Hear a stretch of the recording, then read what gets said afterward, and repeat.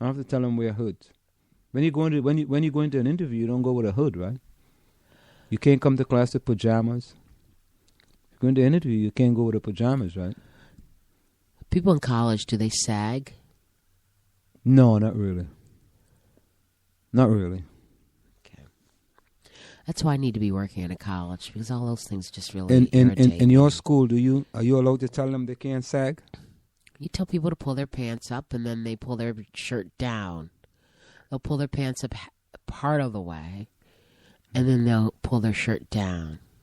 You have to tell people to take their hats off. You have to tell people to put their phones away. Mm-hmm. Every day. Every day.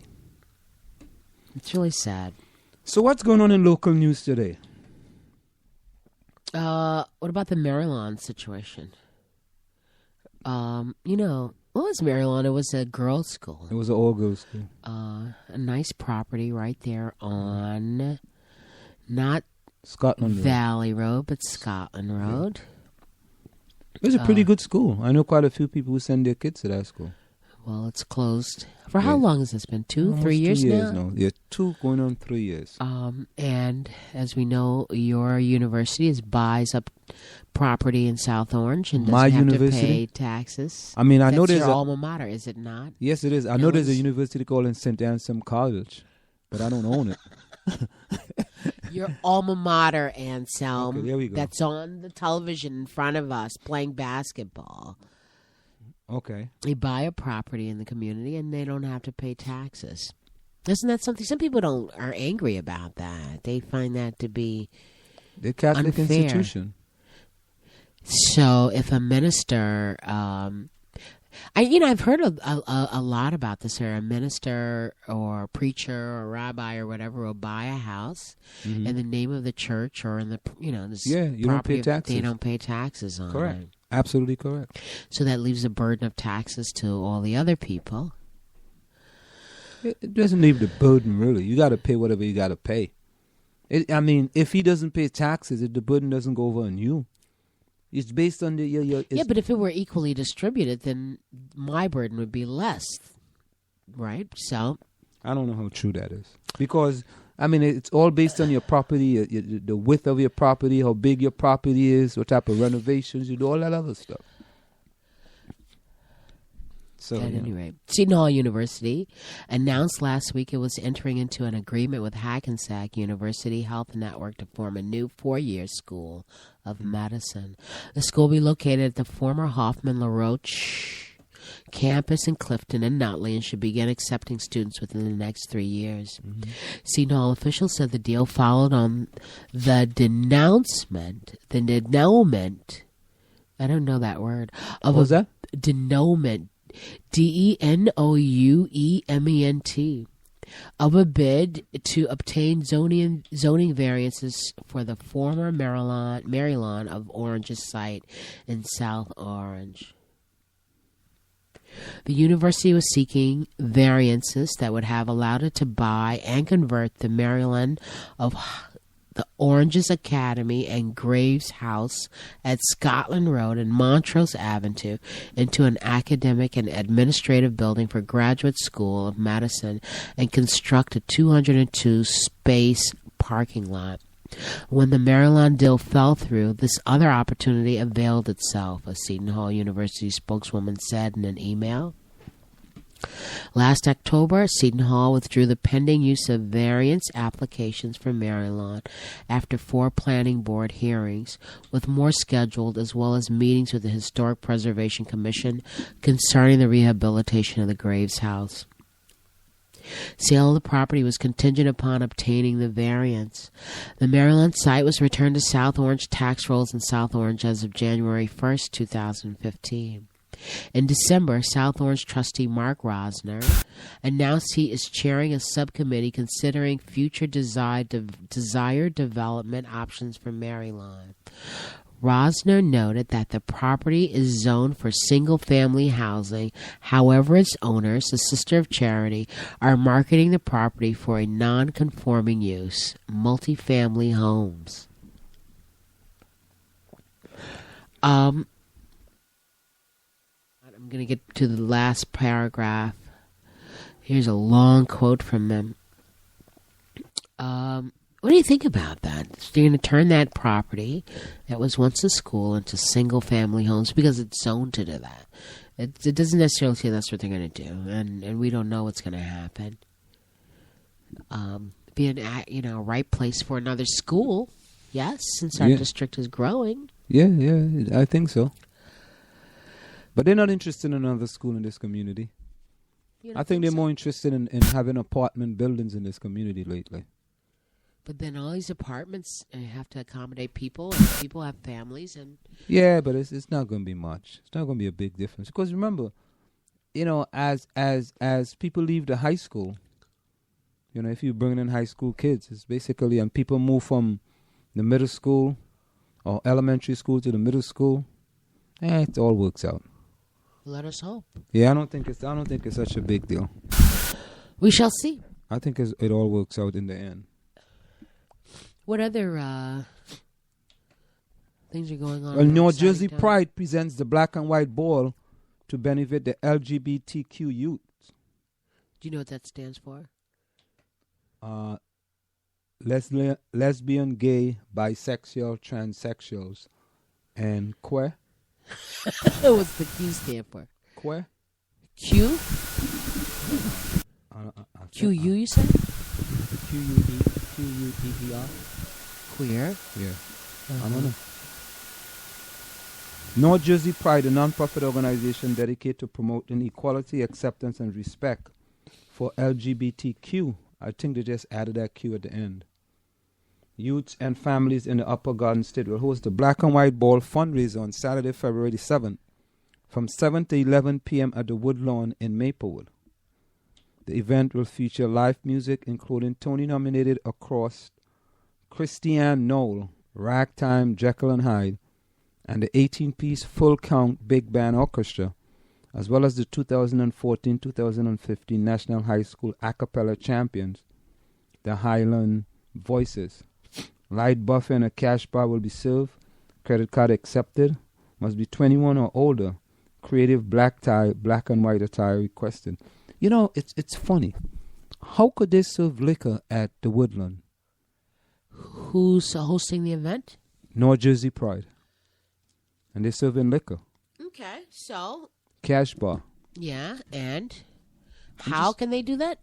Yeah. From what I have learned, that the nonprofit can get some kind of permit to sell liquor 12 times a year. Really? Yes, and that's what I'm going to try to go for. So you can have, you get the 501, and then you apply for this license to sell beer, alcohol, or whatever 12 times. So I didn't know that. That's what I was told how Rent Party does it. Okay. Ticket prices are $50, $75, and $100. Sponsorship packages are also available. Fully 50% of tax-deductible ticket proceeds will support North Jersey Pride, LGBTQ youth-related events, and Hetrick Martin Institute, New Jersey after-school program for at-risk LGBTQ teens in Newark. If you can't attend, you can make a tax-deductible donation. So there you have it. Anything else happening locally? Yeah. Jersey Jefferson Playground Project launches pennies to play. The Jefferson Playground Project, an effort by the Jefferson School PTA to raise $100,000 for new playground equipment, got a big boost today with a 3-minute promotional video and the pennies to play in a classroom change drive. The video, edited by Deidre Bell, mom of Jefferson third grader Grace, was shot in the grounds of Jefferson School in December by 4 Jefferson dads with professional media experience. Alex Roby, Ben Niles, Dave Knoll, and Evan Fleischer. More than 30 Marshall School and Jefferson students were interviewed for the video. Marshall teaches children from K through 2, who then graduate to Jefferson for grades 3 to 5. So I just found a not strange, but interesting article here on NewJersey.com. You know, but I have a question. What? That you don't believe in playgrounds? What else? Yeah, why are you spending $100,000 on That is a playground? lot of money. What, seriously, why are you spending $100,000? I guess that's how much the equipment and all the wood chips and anything else. Yeah, you know, but the question is, why are you spending that much money on a playground?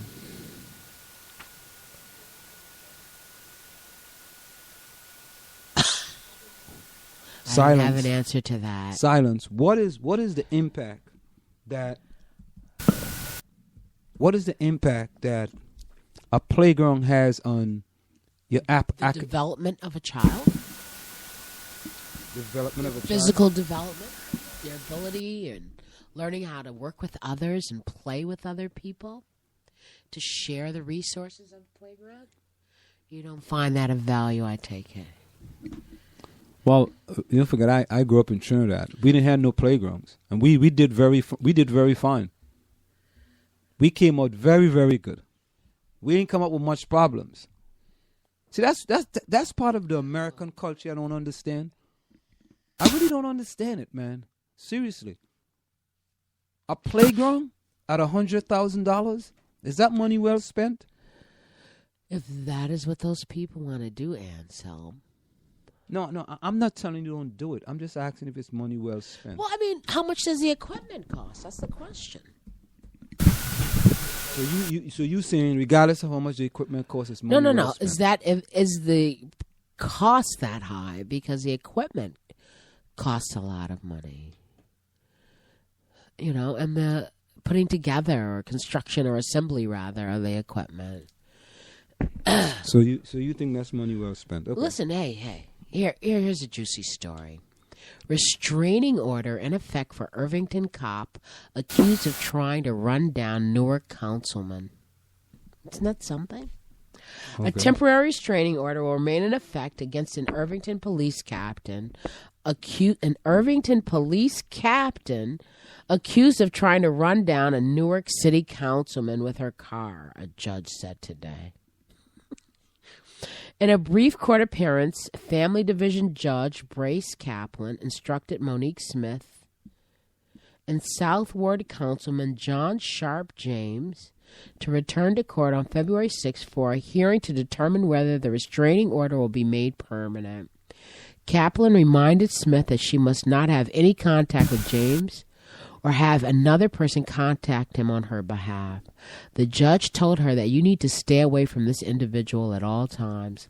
Outside the courtroom afterwards, Smith's attorney, Anthony Pope, and James both declined to comment. I think I've met these people. The councilman received a temporary restraining order after January 5th incident in which Smith allegedly confronted him around 11 p.m. near his home in the area of Elizabeth and Pomona Aves. As Smith yelled at him, James got in his vehicle and drove off, according to the police. Smith then got in her personal vehicle, followed James, and repeatedly struck his vehicle with her car, the police said. James drove to his parents' residence on Wilbur Street, where his father, former Newark Mayor Sharp James, intervened on his behalf. This sounds like some real drama.